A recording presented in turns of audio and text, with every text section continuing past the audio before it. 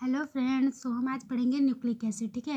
Nucleic acid दो प्रकार के होते हैं, एक होता है आरएनए और दूसरा होता है डीएनए जिसके बारे में हम आज अच्छे से पढ़ेंगे कि डीएनए क्या होता है।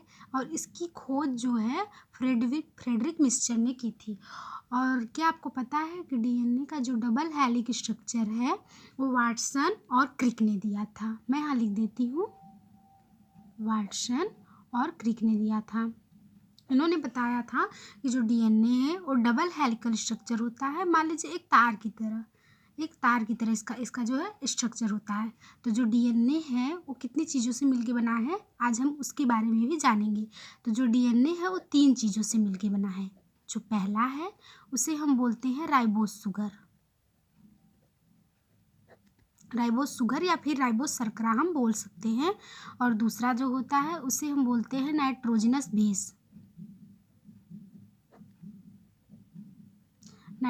बेस। और तीसरा होता है हमारा फास्फोरिक एसिड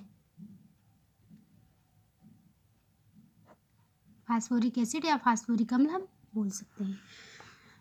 तो जो हमारा डीएनए है वो 3 चीज़ों से मिलकर बना होता है। जैसे हमारी बॉडी हो गई, मान लीजिए समझने के लिए हम समझ सकते हैं कि जैसे हमारी ये बॉडी हो गई, तो हमारी जो बॉडी होती है वो 5 चीज़ों से मिलकर बनी होती है। पहला कहते हैं हम आग, पानी, हवा, आकाश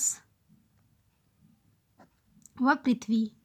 ऐसा हमारे पुराणों में लिखा गया है कि जो हमारी बॉडी होती है वो 5 चीज़ों से, इन्हीं 5 चीज़ों से मिलकर बनी होती है। तो उसी प्रकार जो हमारा डीएनए है वो इन 3 चीज़ों से मिलकर बना होता है। ठीक है। तो जो राइबोस शुगर होता है यानी राइबोस शर्करा, ये 5 कार्बन वाला होता है। इसका स्ट्रक्चर कुछ इस प्रकार होता है। ठीक है। जो ए वाला होता है इससे हमारा बेस जुड़े होते हैं। बेस यानी जो नाइट्रोजनस बेस जिसकी बातें हमने पहले की हैं वो यहाँ पे जुड़े होते हैं। इसके बाद होता है हाइड्रोजन, और यहाँ भी हाइड्रोजन होता है।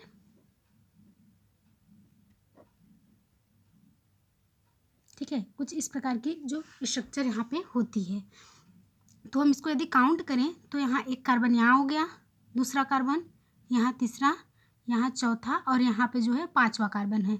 और नॉर्मली यदि हमको 5वें कार्बन पे लिखना होता है तो हम इसी को 5वां कार्बन मानते हैं क्योंकि यहाँ ऊपर है। और वैसे हमको किसी चीज़ों में जोड़ना होगा तो हम इसको यहाँ पे नहीं दिखा सकते, इसीलिए हम इस वाले लेंथ को ही 5वां कार्बन मानते हैं। ठीक है। और जो नाइट्रोजनस बेस होता है वो 2 टाइप्स के होते हैं। ठीक है। 2 टाइप्स के होते हैं। पहला होता है प्यूरिन और दूसरा होता है पिरिमिडीन। जो प्यूरिन होते हैं उसमें क्या क्या आते हैं, एडेनिन और गुआनिन। और पिरिमिडीन में आते हैं थाइमिन और साइटोसिन। ठीक है। जो हमारा आरएनए होता है इसमें जो नाइट्रोजनस बेस पाए जाते हैं, इसमें क्या होता है, जो साइटोसिन है उसके जगह पे यूरेसिल होता है। ये आरएनए में पाया जाता है और इसमें हमारा ये पाया जाता है। इसको नॉर्मली हम याद कर सकते हैं भाई, AGTC। एजी जो है वो प्यूरिन में और पिरिमिडीन में टीसी। एजीटीसी से हम नॉर्मली याद कर सकते हैं कि जो प्यूरिन होता है वो एजी होता है, उसमें मैंने एडेनिन और गुआनिन होता है। जो पिरिमिडीन होता है उसमें थाइमिन और साइटोसिन होता है। ठीक है। नाइट्रोजनस बेस जो है एडेनिन जो है गुआनिन के साथ डबल हाइड्रोजन बॉन्ड द्वारा जुड़ा होता है। यानी जो 2 नाइट्रोजनस बेस जो हैं आपस में किस बॉन्ड द्वारा जुड़ते हैं, हाइड्रोजन बॉन्ड। इसको हम याद कर सकते हैं, ये हमें बाद में बहुत काम देगा। ठीक है। कि हाइड्रोजन किस बॉन्ड द्वारा जुड़ते हैं, तो हम ऐसे नॉर्मली बोल सकते हैं कि हाइड्रोजन बॉन्ड द्वारा। लेकिन जो टी है उसी के साथ ट्रिपल बॉन्ड द्वारा जुड़ता है। ये याद रखेंगे तभी हम डीएनए के स्ट्रक्चर को अच्छे से पढ़ सकेंगे। ठीक है। टीसी यानी ट्रिपल, ऐसे भी याद कर सकते हो। ठीक है। अब हम इसके स्ट्रक्चर के बारे में पढ़ेंगे भाई कि इन सब का मैंने तो इतना बताया, लेकिन हमने ये नहीं बताया कि इसका रोल कहाँ पे होता है। तो हम बताते हैं कि डीएनए में ये सब कैसे कैसे जुड़े होते हैं। ठीक है। तो क्या होता है, जो नाइट्रोजनस, मान लीजिए नाइट्रोजनस बेस हो गए, डीएनए का जो ऐसे स्ट्रक्चर होता है, तो एक स्ट्रक्चर में 10 जो है नाइट्रोजनस बेस पाए जाते हैं। और एक नाइट्रोजनस बेस से दूसरे नाइट्रोजनस बेस की दूरी क्या होती है, 3.4 नैनोमीटर, ठीक है, ऐसा होता है। तो हम यहाँ पे पढ़ेंगे कि जो एडेनिन है वो थाइमिन और ग्वानिन के साथ, अरे एडेनिन जो है वो थाइमिन के साथ, सॉरी मैंने यहाँ पे गलत बताया, गलती। जो एडेनिन होता है वो हमेशा थाइमिन के साथ जुड़ता है, जो ग्वानिन होता है वो हमेशा साइटोसिन के साथ, डीएनए में, और यूरेसिल के साथ आरएनए में जुड़ा होता है। इतना याद रखेंगे हम, ठीक है। तो हमने देखा भाई कि हमने एक कट लिया, यहाँ पे ए हो गया, यहाँ पे टी हो गया, ठीक है, ये 2 बॉन्ड द्वारा जुड़ा है।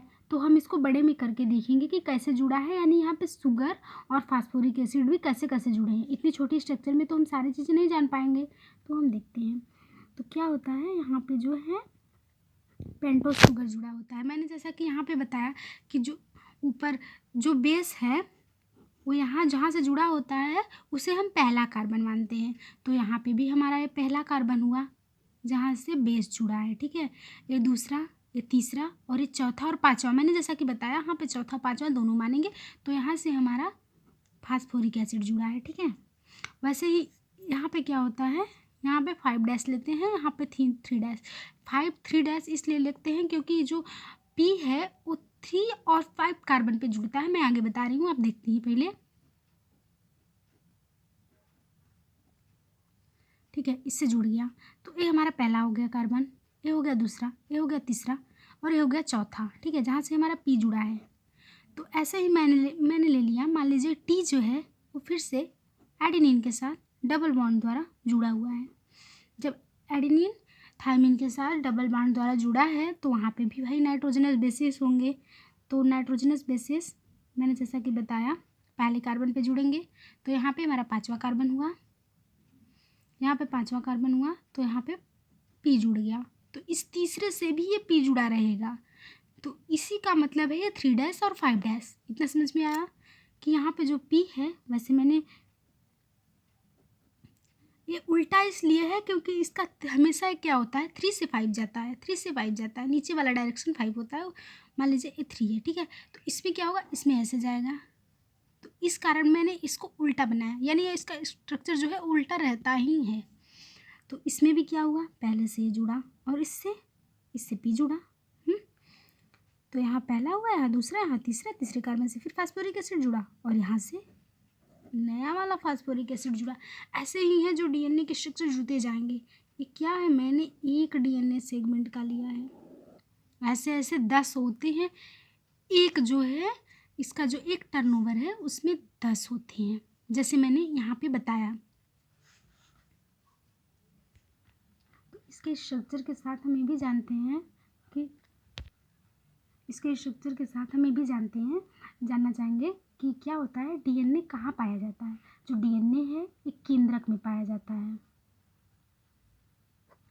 डीएनए जो है केंद्रक में पाया जाता है, जिस कारण केंद्रक को हम न्यूक्लियस बोलते हैं। तो इसे हम न्यूक्लिक एसिड बोलते हैं, ठीक है। न्यूक्लिक एसिड 2 प्रकार के होते हैं, जैसा कि मैंने शुरू में बताया, एक होता है आरएनए और एक होता है डीएनए।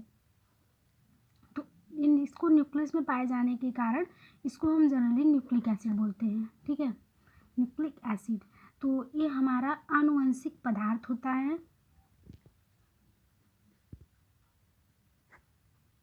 जो लक्षणों को एक पीढ़ी से दूसरी पीढ़ी में स्थानांतरित करता है।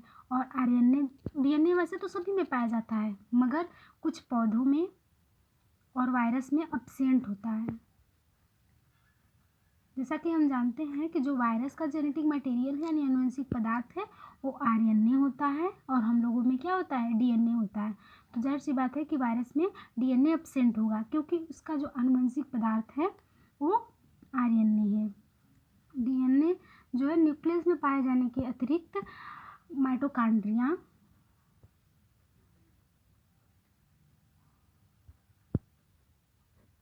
और हरित लवक में भी कुछ मात्रा में पाया जाता है।